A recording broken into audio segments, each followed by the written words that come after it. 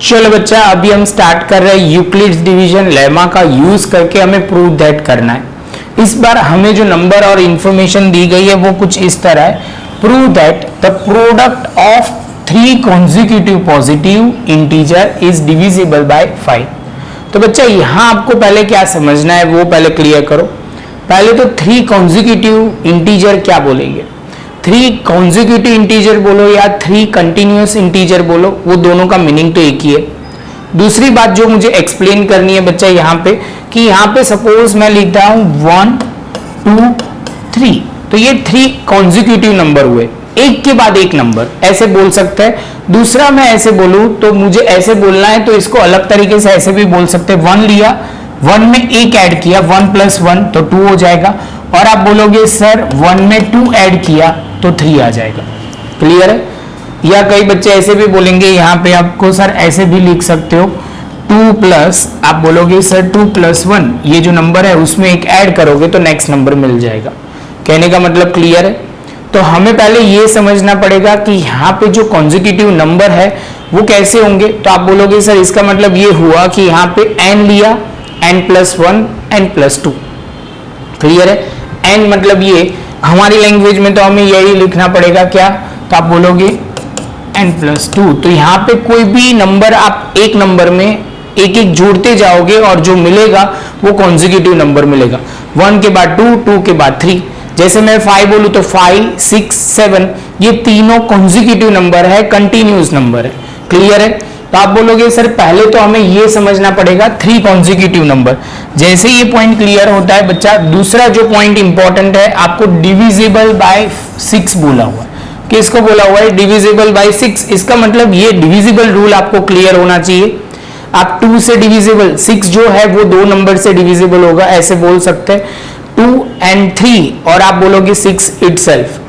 तो आप बोलोगे सर इसका मतलब ये हुआ 2 and 3 नंबर से हम डिविजिबल करते हैं तो कोई भी नंबर 2 से डिवाइड होगा या 3 से डिवाइड, दोनों को मिलाओगे तो भी होगा, या 6 से आप डिवाइड होगा तो भी चलेगा। तो बच्चा यहाँ हम सिंपल और सॉबर तरीके से ही करते हैं। आप बोलोगे सर क्यों ऐसा बोल रहे हो, रीजन क्या है, हम सिंपल 6 दिया हुआ है तो 6 का कैलकुलेशन करेंगे, रिमाइंडर जो आपको लेना पड़ेगा वो आप जो b बोलोगे वो 6 ही लेंगे, क्योंकि हम 2 और 3 वाला कॉम्बिनेशन नहीं लेंगे। बहुत इजीली आपको समझ में आ जाएगा।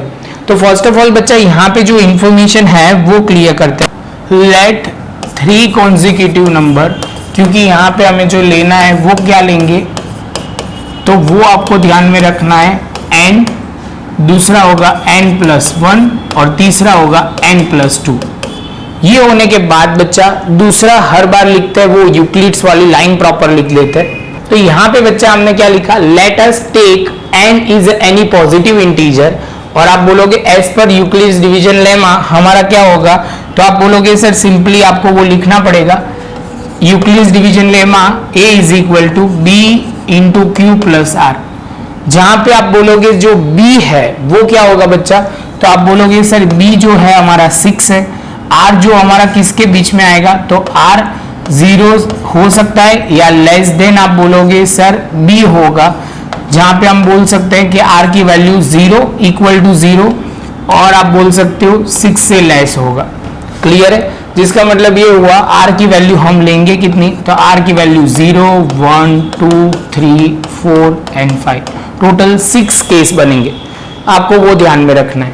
क्लियर है? अब बच्चा आगे चलते हैं। यहाँ पे जो पॉइंट फोकस करना है वो है 6 वाला पॉइंट। तो यहाँ से 6 वाला पॉइंट है, आपको वो बैक ऑफ माइंड रखना है।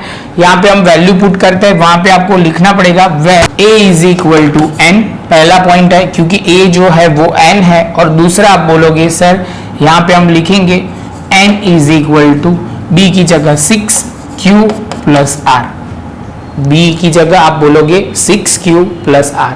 अब जो बच्चा जो पॉइंट होने वाला है उसको प्रॉपर तरीके से हम लिखना शुरू करते हैं। तो यहाँ पे हम सबसे पहले n की जगह लिख लेते हैं क्या, n की जगह 6q + r, r की जगह हम वैल्यू पुट करना शुरू करेंगे।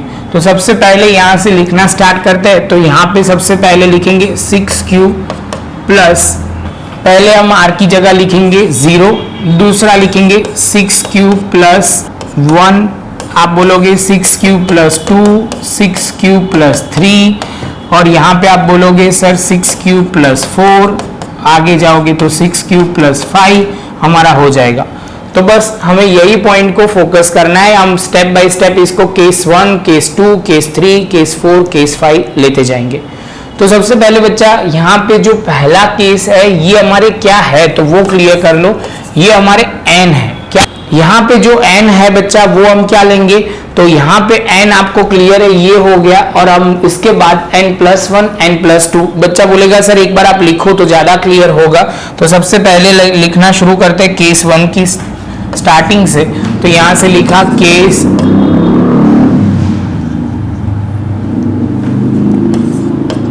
1, जहां पे केस 1 क्या होगा, तो यहाँ पे बच्चा केस 1 जो है हमारा क्या होगा, तो आप बोलोगे सर n जो है हमारा 6q है।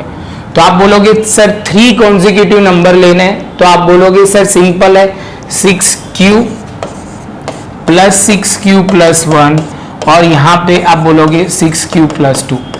ये जो है आपको समझने के लिए मैं एक बार लिख लेता हूँ, जहाँ पे हमने n+1 n+2, तो हमारा n जो होगा वो आप बोलोगे सर क्या था, n जो था हमारा वो 6q था, उसमें 1 ऐड किया, इसमें 2 ऐड किया।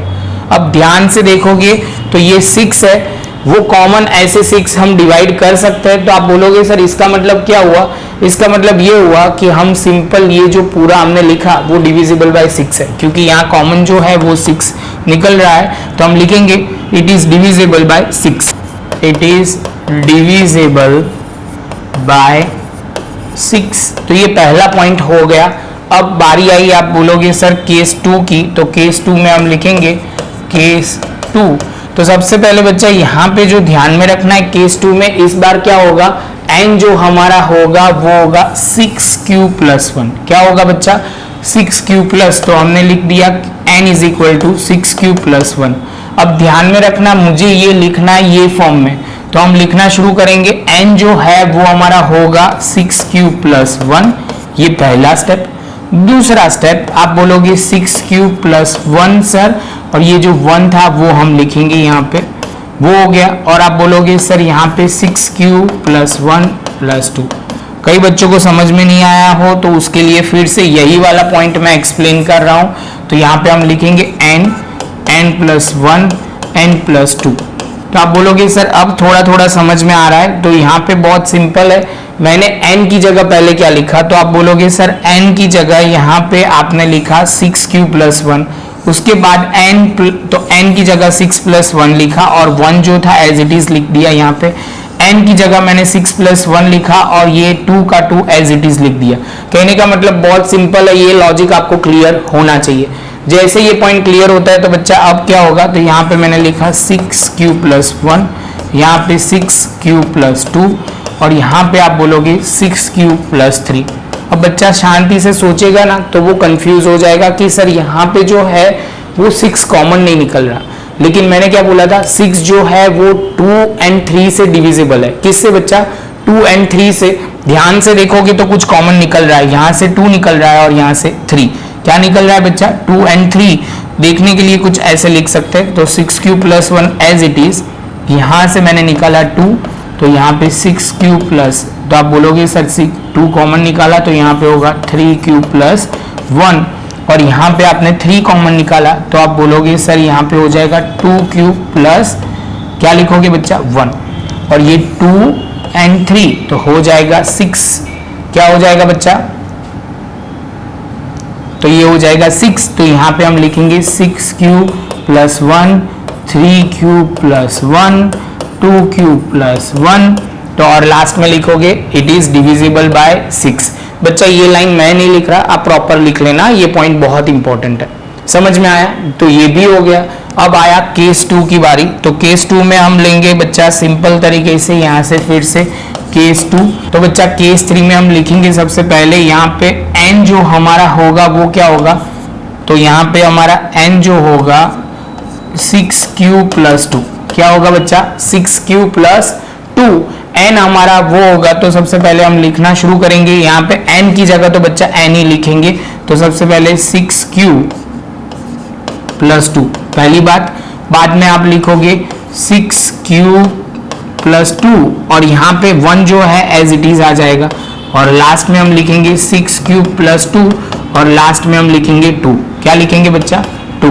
तो यहाँ पे अभी हम सॉल्व करना शुरू करेंगे। तो 6 क्यूब प्लस 2, यहाँ पे आप बोलोगे 6 क्यूब प्लस 3, यहाँ पे 1 दिख नहीं रहा, ओके, और यहाँ पे 6 क्यूब प्लस 4। अब बच्चा वापस बोलेगा सर यहाँ तो फिर से वही प्रॉब्लम है, कॉमन 6 नहीं निकल रहा। ध्यान से देखोगे तो निकल रहा है। क्या कॉमन निकल रहा है? तो यहाँ से देखो आप, यहाँ से मेरा 2 कॉमन निकल रहा है, यहाँ से 3, तो कॉमन 2 and 3 निकाल देते हैं तो बच्चा हमारा काम हो जाएगा।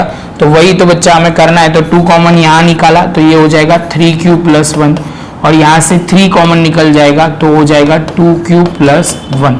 अब बच्चा यहाँ से मैं कुछ कॉमन नहीं निकाल रहा क्योंकि मेरा काम तो हो जा रहा है, तो मैं यहाँ से ही मेरा काम हो जाएगा। तो 2 into 3 तो हो जाएगा 6, 3 क्यूब प्लस 1, यहाँ पे 2 क्यूब प्लस 1 और यहाँ पे 6 क्यूब प्लस 1। तो यहाँ फिर से लिखेंगे डिविजिबल बाय 5, तो हमारा काम हो जाएगा। अब ये बच्चा सेम प्रोसीजर आपको आगे ले जाना है। केस यहाँ तक हम पहुंच गए, तो आपको ये 3 केस हमने किए, तो 3 केस आप कर सकते हो। ऐसा हो तो 4th केस मैं करवाता हूँ, 4th वाला केस मैं करवाता हूँ, 5th and 6th केस आप करना। तो बच्चा स्टार्ट करते हैं। इसमें भी सिंपल है, कुछ ज्यादा डिफिकल्ट नहीं है, सेम केस ही हमें फॉलो करना है। तो यहाँ पे आप बोलोगे सर अब जो करेंगे वो है केस 4। तो केस 4 में क्या लिखोगे बच्चा? तो आप बोलोगे सर यहाँ पे n क्या लेंगे? तो n is equal to 6 cube plus 3। क्या लेंगे बच्चा? 6 क्यूब प्लस 3 ले लिया।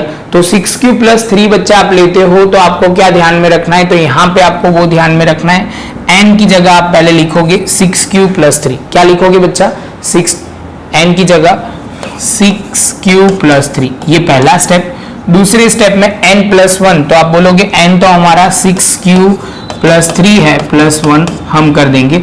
और लास्ट में आप बोलोगे सर यहाँ पे लिखो 6 क्यूब प्लस 3, और लास्ट में आप बोलोगे सर ये 2 जो है वो हमें लेना है, तो यहाँ पे 2 ले लिया प्लस 2 करके। तो यहाँ पे लिखा 6 क्यूब प्लस 3, यहाँ पे 6 क्यूब प्लस 4 और यहाँ पे 6 क्यूब प्लस 5।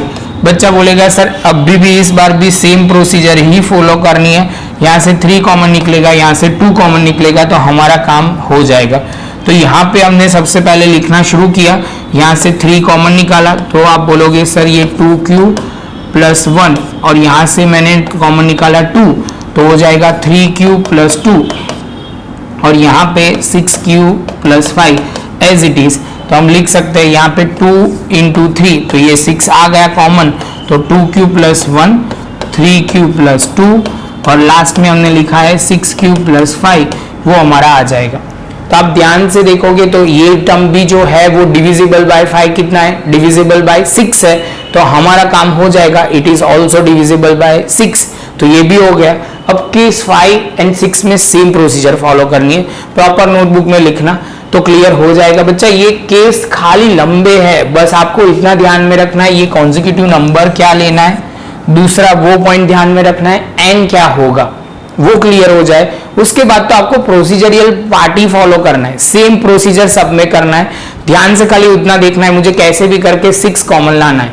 2 निकालो कॉमन, 3 कॉमन निकालो, मल्टीप्लाई करो, 6 आएगा विच इज डिविजिबल बाय 6, और करके सॉल्व करना है। ये बहुत सिंपल है, बस थोड़ी प्रैक्टिस और थोड़ा ध्यान रखना है। तो बच्चा प्रॉपर लिख लो। मिलते हैं नेक्स्ट लेक्चर में नए एक सम के साथ।